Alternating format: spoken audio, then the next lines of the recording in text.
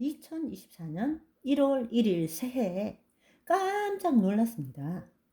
성경 말씀 통독할 때 처음에 쇼트로 하다가 쇼트는 방송이 계속 반복이잖아요. 재생 목록에 넣어 놔도 다음으로 안 넘어가는 거예요. 그래서 정규 방송에 편입시켜 재생 목록에 담는데 창세기 1장 하면 2일, 15장 그러면 16일. 뭔가가 같이 발을 딱딱 맞춰줘야 되는데, 그래서 계속 마음이 좀 불편하더라고요. 그런데 오늘은 출애굽기 11장인데 1월 1일이에요. 1이 4번. 2024 양옆으로 1, 1. 저는 숫자를 예사로 보지 않기 때문에 너무나 신기하고, 와, 2024년 이벤트를 열어주시려고 날짜를 그렇게 하게 하셨구나. 새해 저에게 주신 선물입니다.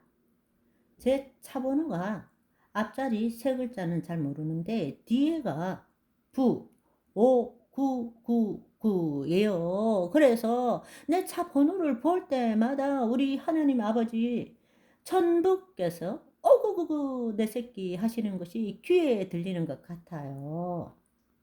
믿지 않는 사람들은 그거 참 잘 끼워 맞추겠네 하겠지만 아닙니다. 하나님이 챙겨주신 번호판인 것입니다. 자, 자랑 많이 했으니까 또 시작합니다. 베드로전서 1장 9절의 말씀을 보시면 믿음의 결국은 곧 영혼의 구원을 받음이라 이렇게 말하고 있습니다. 그렇다면 너무나 모순적이죠. 영혼이 구원을 받았는데 믿음의 결국이 다시 영혼의 구원이라고 말한다면 이게 도대체 무슨 뜻입니까?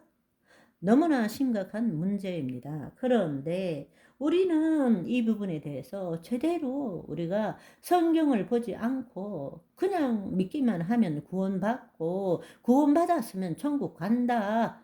이런 식으로 생각하고 있다라는 사실입니다.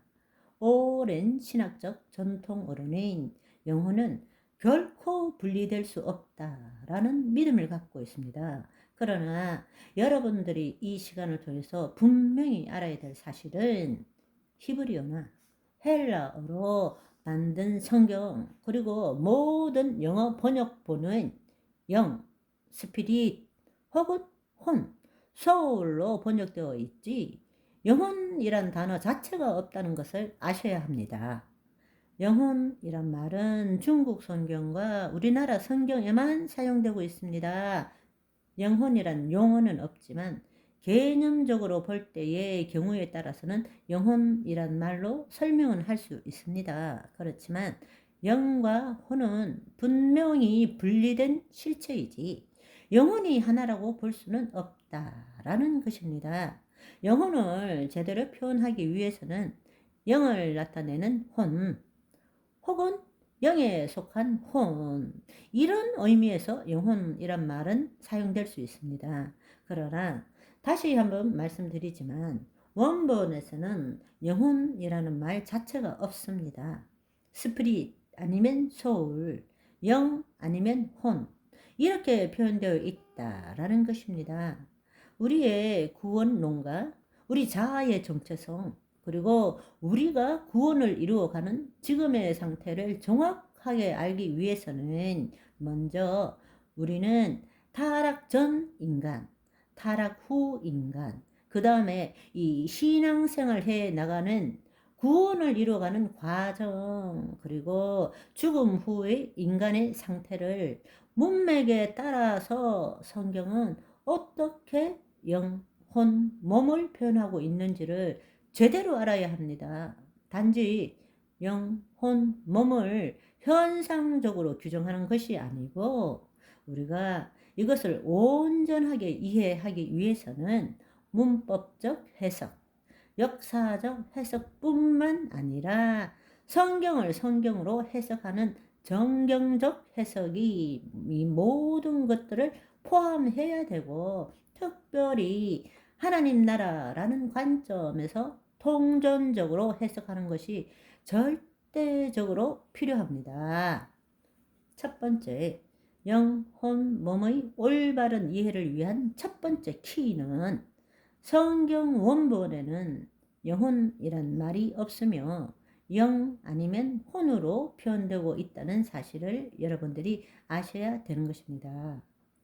일반적으로 구약의 히브리어에서 영은 르하으라는 용어를 씁니다. 이 르하으는 비물질적인 의미에서는 영이지만 물리적인 의미일 때는 바람, 숨 이렇게 사용을 합니다.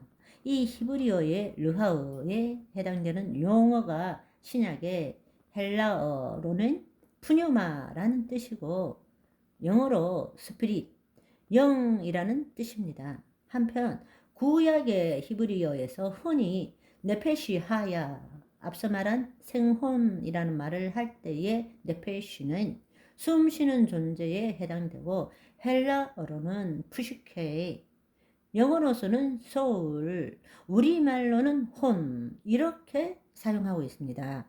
그래서 신약에 있어서 푸뉴마 하면 스피릿이고 푸시케 하면 혼이다. 이렇게 여러분들이 생각하시면 되겠습니다.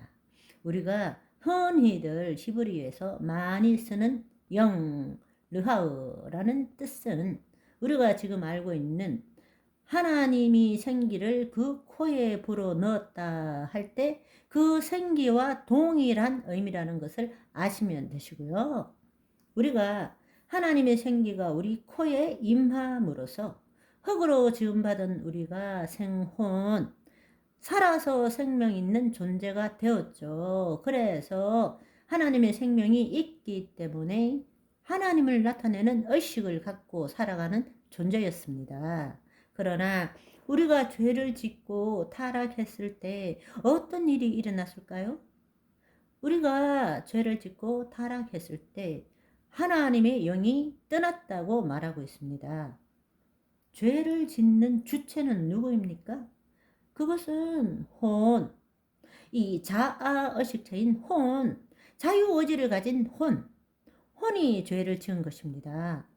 인간이 자유의지를 가진 혼이기 때문에 그렇습니다. 여러분, 새해 첫날부터 내 혼은 하나님의 영에 딱 들려붙어 있는 젖은 낙엽처럼 뗄래야 뗄 수 없는 하나님의 껌딱지가 되는 저와 여러분이 되시기를 소망합니다. 할렐루야.